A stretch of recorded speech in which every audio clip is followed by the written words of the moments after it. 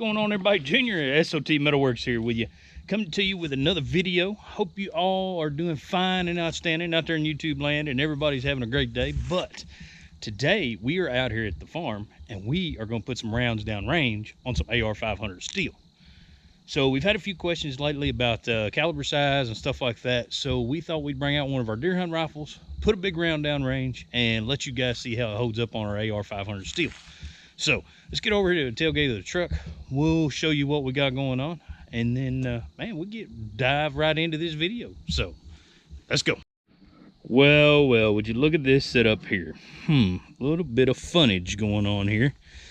And we're out here at the home range. We're down here at the farm. Got our target, AR500 steel target, sitting 100 yards exactly out there.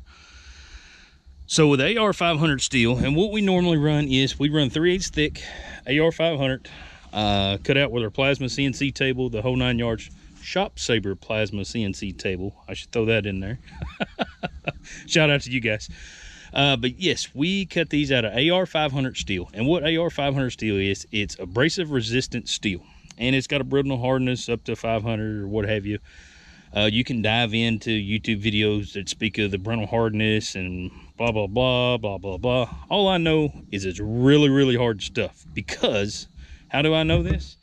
Because it will take a pretty good size round and turn it to smithereens. But what are we shooting today? Today we are shooting 308 federal ammunition. It's gold medal Sierra matching 168 grains. All right, sorry about it. We got some specs back here on the back. We are looking at 2,460 feet per second velocity at 100 yards. Energy wise, we're pushing 2,257 foot-pounds at 100 yards. So we are whopping some AR500 steel. This gun does have a little bit of kick to it. There is no doubt about that. It's a little lighter gun. So let's go over the specs of the gun. 308 Win. In the Savage, this is the Axis camouflage deal here. Haven't got a chance to upgrade my scope yet. Want to do that, I think, more than anything. This is a gun we found it cheap. I was like, let's try it. Trigger pull is a little tough on it. Needs a different scope on it. Other than that, the gun shoots really, really good. And we have run a few rounds with it today, just checking, make sure it was on and everything before we got down there and shot our steel. So hopefully we're going to get this big round in this gun, send it down range on this brand spanking new target right off the shelf. Never shot before, nothing. There is nothing special about this target.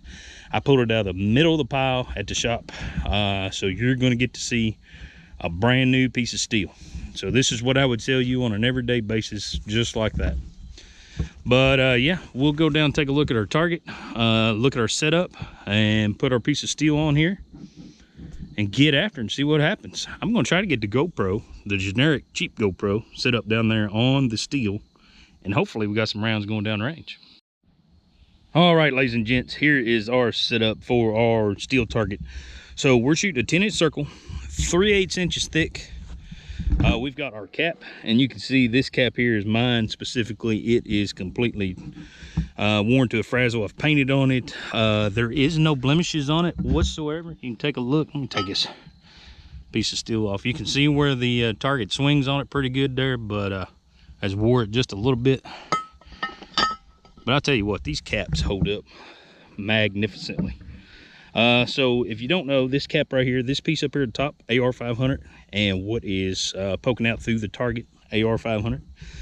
This piece here is mild steel, but not an issue because that target hides the whole 9 yards back there in the back. Even with a 6 or 8 inch, you had pretty much the whole piece back there, so no issues. But yes, starting at the bottom, we've got our paper silhouette holder with our 2x4 holder in there. And that's how it'll come. Then you've got your cap, and we've got 2 ears on here. So if something ever does happen to one side or the other, you still have the other one for backup. Gives you a better product all the way around, we believe. Then we've got our AR500 steel target, 10-inch round circle, 3/8 inch thick. You can see there. And that's what we're going to be shooting today with our 308. Now, I would like to say that when we have setups and stuff like that locally, this stand, this cap, and this target, you can purchase at our setups for $85 plus tax. That's a very, very, very cheap target to come out here and shoot the crap out of. Because I tell you what, even from back there, all the way back there, that 308 is gonna knock this target around like it's nobody's business. But it'll hold up to it extremely, extremely well. All right, let's get back after and we'll see what happens.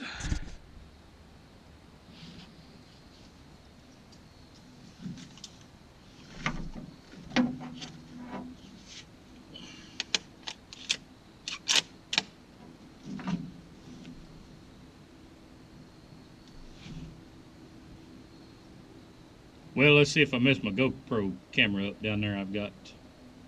You never know.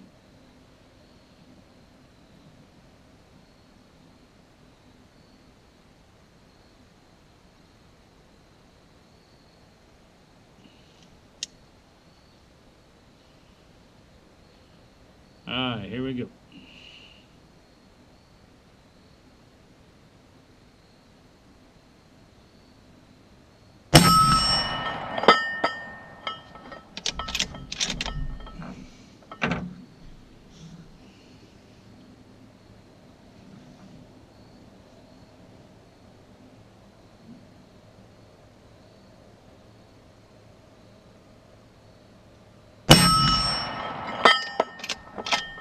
That joker hits like a ton of bricks.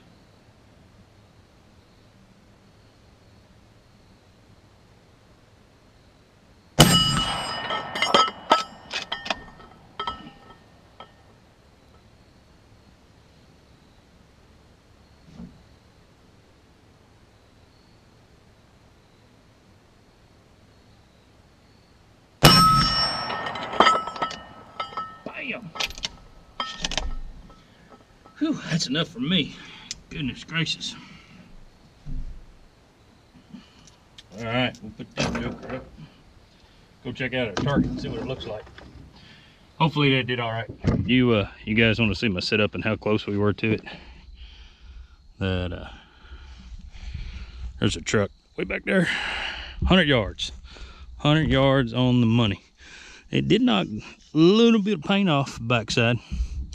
There's no blemishing. I mean, nothing back there.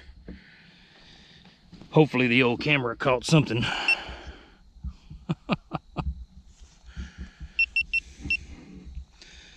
But yeah, not too bad. Not a 1, 2, 3. Pulled on that one just a touch. That last one. Oh, four's too many. Three we can handle. But 4. But you can run your finger on top of that. There is nothing. I mean nothing. If you guys can see that. No way, shape, or form is there anything on that whatsoever.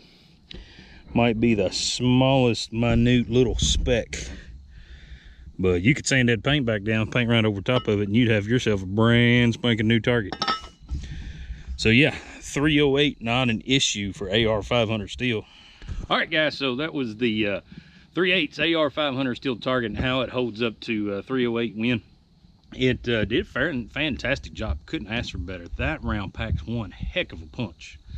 Now, there's a lot of weight there, a lot of kinetic energy. One thing I will say is these targets, you always want them free swinging, kind of like we had that one. You guys have seen it, and we'll go back up there and visit it again. Hopefully, maybe, if we haven't already. I don't know.